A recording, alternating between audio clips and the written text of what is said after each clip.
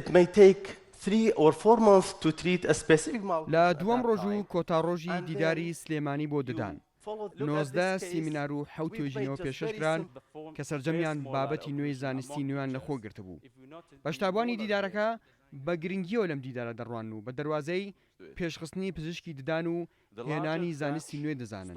بۆ پێشخستنی کەرتی تەندروستی بەتایبەت ددان پزیشکان داوا دەکەن بە هەموارکردنی یاساکان و دەرکردنی یاسای نوێ و چاودێریکردنی نۆرینگەکانی کەرتی تایبەت و پێدانی ڕێنمایی نوێ دەتوانن زیاتر کەرتەکە بەرەو پێش ببن و بۆ کەرتی حکومیش بە پێویستی دەزانن حکوومەت بودجەیەکی زیاتری بۆ تەرخان بکات. پزیشکان دەڵێن لە سلێمانی باشترین خزمەتگوزاری لە پزیشکی دداندا پێشکەشی هاوڵاتیان دەکرێت.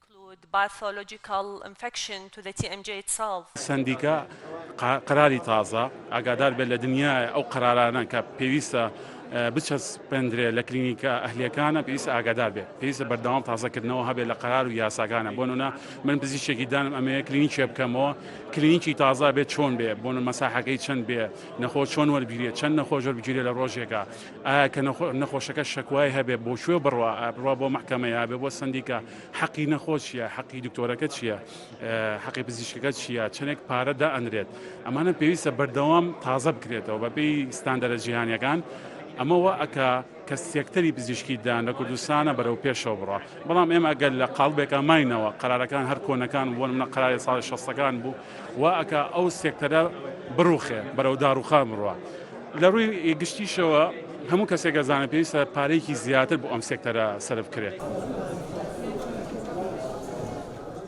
بەدەر لە سیمینار و توێژینەوەکان پێشانگایەکیش بۆ نمایشی کەلوپەلی تایبەت بە پزیشکی ددان بە بەشداری 25 کۆمپانیا کرابوویەوە.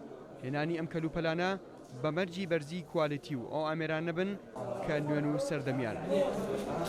نزیکەی 20 بۆ 25 کۆمپانیا بەشداریان کردووە. سەرجەم کۆمپانیاکان خاوەنی کەرەستەی پزیشکی ددانە نوێترین ئامێریان پێیە لێرە نیشاندان هەیە واتە عەرز هەیە سەرجەم پزیشکان بتوانن ئەو ئامێرانە بەدەست بهێنن لە هەموو جۆرەکان لە بابەتی چاندنی دان لە بابەتی جوانکاری ددان لێرە ئامێر و کەرەستی پێداویستی پزیشکیدان هەیە. چاودێری هەموو کەلوپەر و پێداویستەکانمان کردووە وامانداناوە کە لە کەرەستە بڕاندەکانی جیهان بن ئەو کەرەسانە بنکەوە لە دەروی وڵاتیش بەکار دەهێنرێت لە ئێستادا ئێمەش لەخوا بەزیابێ هەمووی بەدەستە لێرە و چاودێریمان کرد.